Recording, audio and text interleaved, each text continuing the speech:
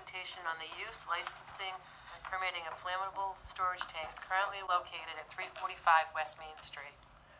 Representative? Yeah, good evening. My name is Rick Baker from Tradebe Environmental Services. Objector. Would you like me to stand up here since the presentation will be up, or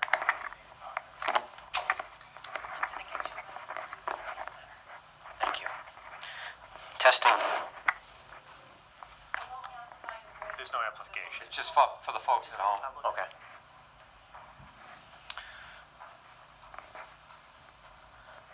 First of all, before the presentation comes up, I'd like to thank Diane Wackel and John Kader and Chief Durgan for working with us over the last year to try to work through the licensing and the permitting that we find ourselves in here that we're going to talk about.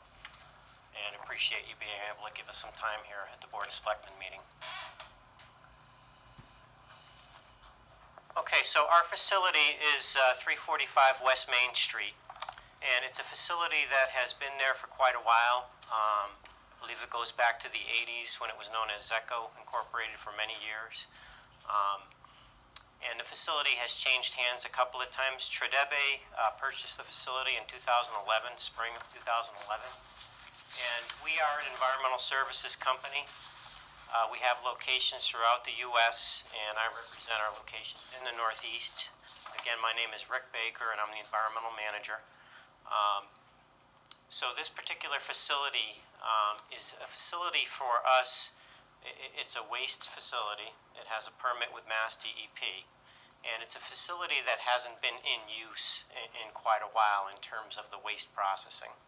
And there's many reasons for that, but the thing that we're going to talk about tonight is the flammable and combustible licensing along with the tank permitting. Just touch. Yep. Oops. Just sit the arrow. Yeah. So just a couple of photographs of the facility.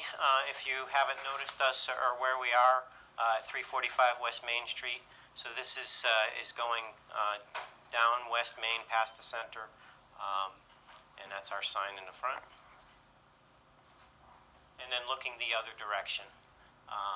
And there's a site plan as an attachment, so if we want to get into some of the details of the site, if anybody has questions, we've got a layout as an attachment. Did everybody get copies of the presentation? Yes. Yes. Yep. Very good. So again, Tradebe Environmental Services is the company name. The particular facility name, Tradebe Treatment and Recycling of Northborough. We have a presence throughout New England. We have 2 locations in Massachusetts, this one and one in Stoughton, Mass. We have 2 major locations in Connecticut and a few minor locations as well. And then we have a facility in Newington, New Hampshire, and one outside of Albany, New York. And that's our presence in the Northeast. I'm from the Connecticut office. I've been with the former company that was purchased by Tradebe since 1998. And have had oversight for some of these facilities for quite some time.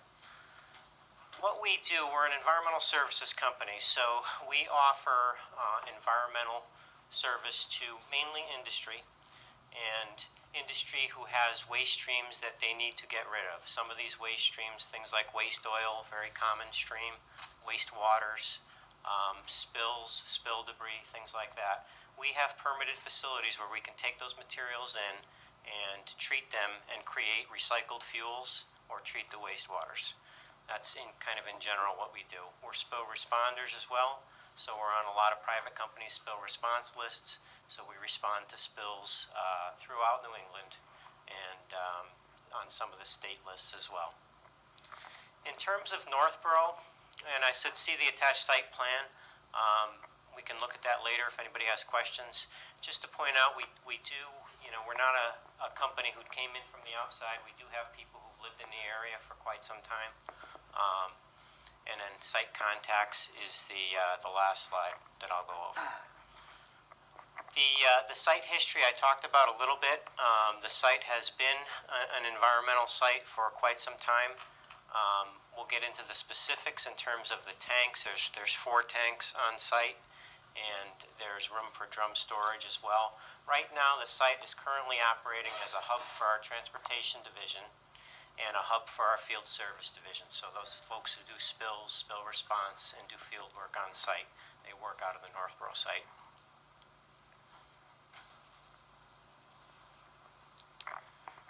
Now the licensing, when Tradebe took over, we mistakenly thought that the town of Northborough had licenses that were affiliated with the property. So in other words, a lot of the other facilities that we own and operate, there's a license to store flammable and combustibles that's associated with the property. And the 1972 license, the one that stayed active throughout, it was our belief that that was the license needed for the storage on the property. And then there were individual permits for the tanks. When we went to renew our tank permits back in the spring of 2013, that's when Chief Durgan pointed out to us that that's not the way it is, and that licenses are specific for specific units. So we've been working since that time to try to come up with a way to solve this problem. And these are the 3 licenses that were pointed out to us in the site's history. And our suggestion through letters to Mr. Coder and a couple of meetings is to try to reinstate the 1985 license, which was the one tied to the current 4 tanks. And please ask questions as we go along. There's a lot of detail here, and there's a lot of background. And I understand I don't have 3 slides. I know 3 sounded like the maximum number, but I think I only have about 12.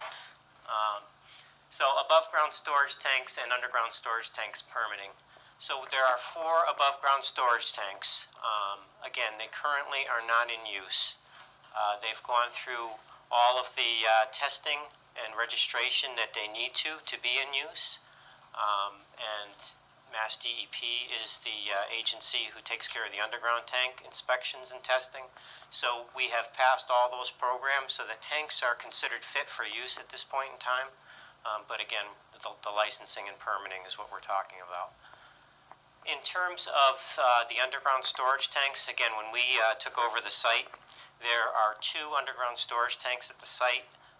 One is a 4,000 gallon that was permitted for gasoline that is not in use, and then one is a 10,000 gallon diesel fuel tank that is in use. We would like to, so being an environmental company and having lots of customers who have had underground storage tanks in their history, we don't like them.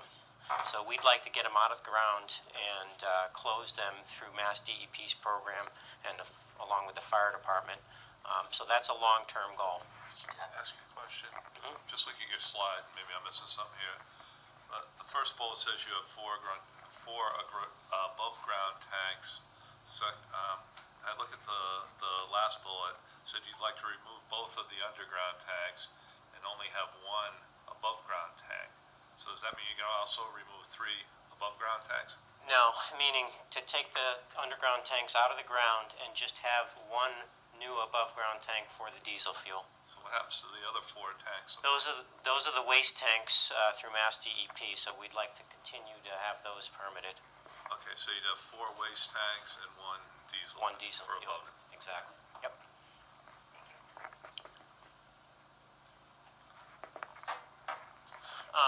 So the licensing status, basically they're not representative. And you can see here's a summary of the 3 licenses in the site's history. So the license that we continue to renew, that was renewed all the way back as far as we could find the records on, was the 1972 license, and it represents 3 5,000 gallon USTs, of which we don't have. Right there's the numbers. We have the 1 4,000 gallon UST and the 1 10,000. The 85 license, which has not been renewed, represents the 4 current above ground storage tanks, 10,000 gallons apiece. And then the 77 license was for 2 10,000 gallon USTs.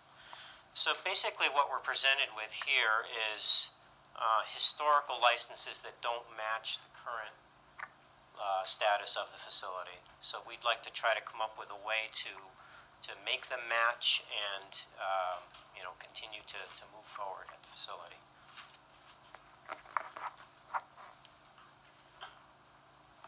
Our suggestion, since the 85 license represents the 4 above-ground storage tanks, our suggestion is to reinstate, reactivate that one.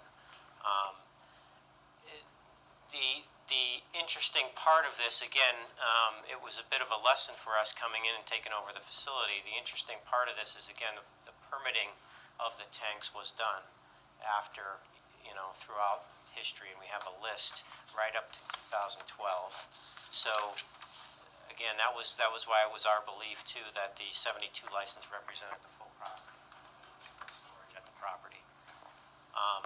So as we met with Chief Durgan and started to go over this, another thing that we learned is that it's not only tank storage that we need to represent container storage, drums.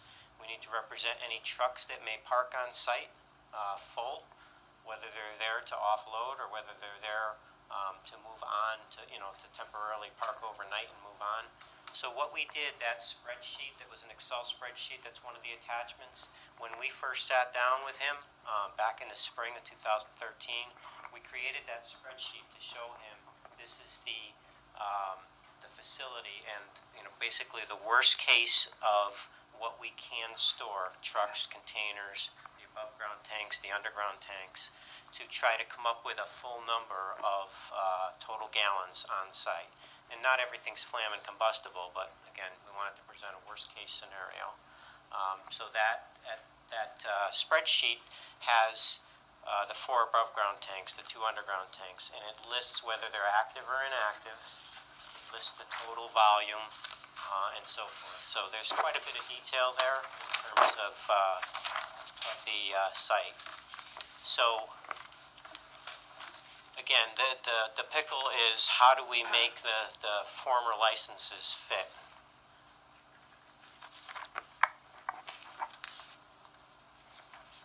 Just some other information. The 4 above ground storage tanks and the 2 underground storage tanks, again, have all passed the required third-party inspections. The above ground tanks go through an American Petroleum Institute testing procedure where an engineer is hired and they come on site and they do thickness testing and they check welds and seams and so forth. And then we did hydrostatic tests for tightness testing where water is held in each of the tanks for 24 hours minimum and leaks are tested and they all pass that. And then the 2 USTs, that's a mass DEP program where a third-party inspector comes on site and does similar types of testing, and they've all passed those tests. And then just, informationally, the site holds what's called a Part B permit, and that allows us to bring waste materials to the site. So we're currently working with Mass DEP on that permit as well. It's an active permit now, and it's in renewal.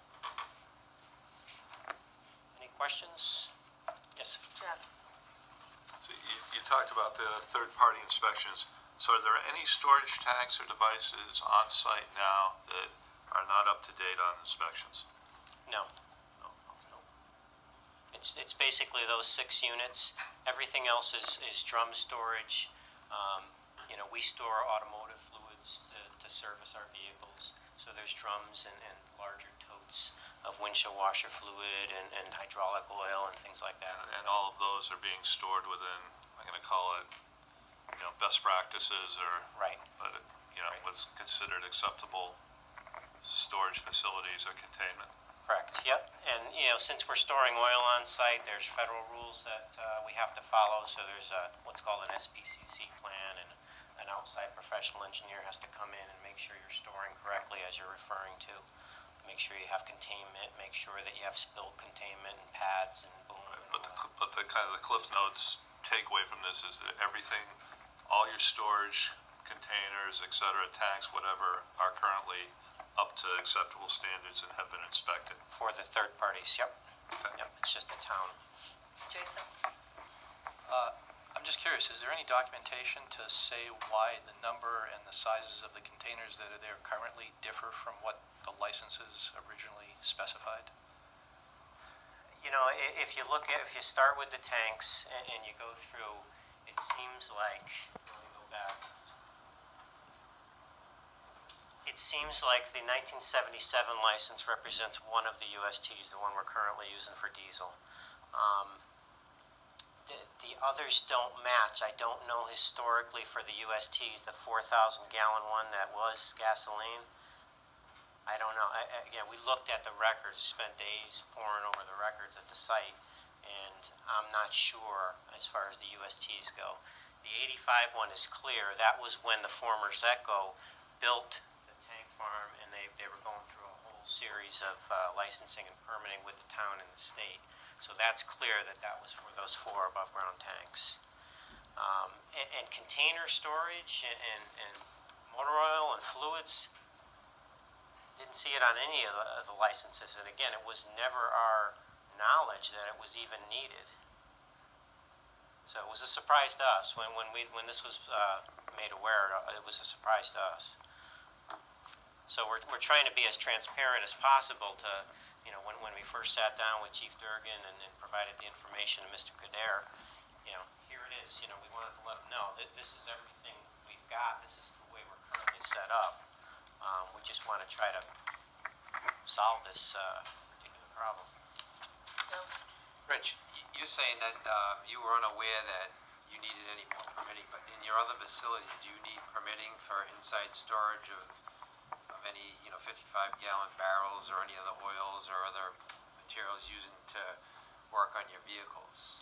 Typically, it's only tanks, and again, you get the license for use, which is generally the property license.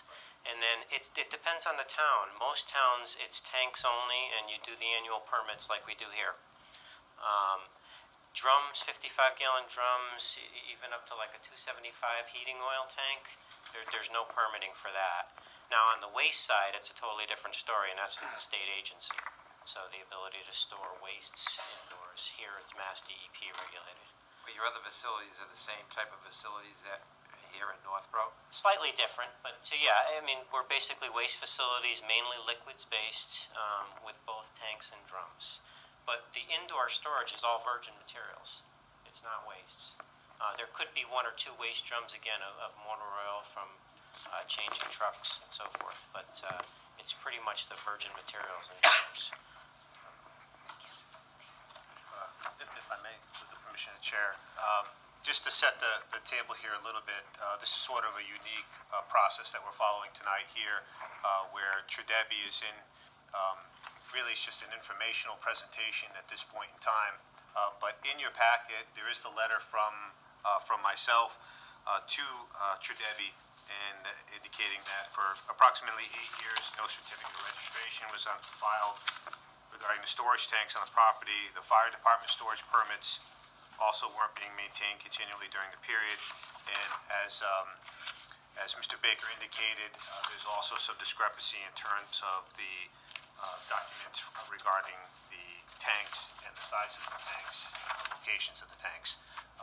To his credit, this was all brought to my attention from the fire chief, who has been working with Tradebe on this for many months, trying to get the paper trail and the documentation cleared up, so that we can get it to a point where it makes sense to bring it before the board, where you can determine how best to proceed. In terms of issuing these flammable permit licenses, it's governed under Mass General Law, Chapter 148, Section 13. And as long as the owner of the property is continually exercising the license and filing the annual certificates with the town clerk and the fire department, essentially these permits are a grant attaching to the land. In other words, it essentially perpetually passes if a new owner of the property comes on board. In this case, Tradebe is the new owner of the property. However, the permits have not been kept and renewed annually. So therefore, they find themselves in sort of a unique position where they have worked with the town, and I'm not going to speak for the fire chief. He can certainly speak for his experience with working with them to try to clear this up. But essentially, the board, moving forward, is going to have to make a determination of the fact that the licenses and the permits haven't been maintained, arguably could be reason for revocation. Or you can decide that they are acting in good faith and they're in compliance, and this is something that the board can establish some protocol or conditions for continued exercise of these licenses as they were originally issued. So there's no decision that needs to be made tonight by the board. This is sort of a first blush. My approach on this would be, certainly the fire chief should provide a recommendation to the board, in his opinion, and working with town council, try to frame this for the board. But there's a lot. This was a very simplified presentation of information that I know the fire chief has been working on for many, many months, and myself, to get to the bottom of the paper trail of what's transpired. So as the new owner, they're trying to clean the paperwork up. The paperwork has not been maintained. The board at some point will need to exercise its discretion as to how you'd like to proceed with the licensing at this location. So this again is just sort of the start of that process. Thank you, John. Chief Durgan, my brain is a little fuzzy after 21 years on this board. I don't keep all the paperwork. I haven't kept 21 years worth of paperwork. But at one point in time, this board addressed with the previous owner the storage of the vehicles having fluids in them. That was actually Allstate Power Vac next door to United Universal at that time, Zecco property. So it was the Allstate Power Vac folks who came in and sought to be able to store 24 hours a day in motor vehicles waste fluid. The board denied that license, so that was a separate property. So it's a separate property, totally. And the other issue, the zoning board had an issue as far as one of these two properties too. They heard whether it was tank placement or something. Do you remember? If that was the case, that was before my time. Yeah, I know the zoning did have something. John, you will check with zoning on that, with Kathy on that one. Sure. Okay. Any other questions from the board? Okay, well, thank you for your information. Actually, Yeah? I'm sorry. I just want to ask a question. Looking back over one of your slides where you stated Tradebe would like to remove both USTs and only have one AST.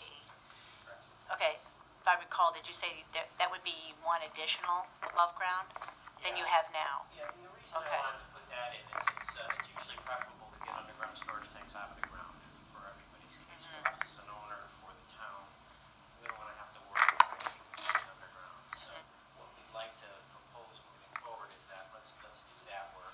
We have the current diesel tank in ground for fueling our vehicles, and we'd like to be able to basically put an above ground in like for like, replace it. So it doesn't have anything to do with those 4 other tanks, but we'd eliminate, the gasoline tank is not in use, so we'll eliminate that.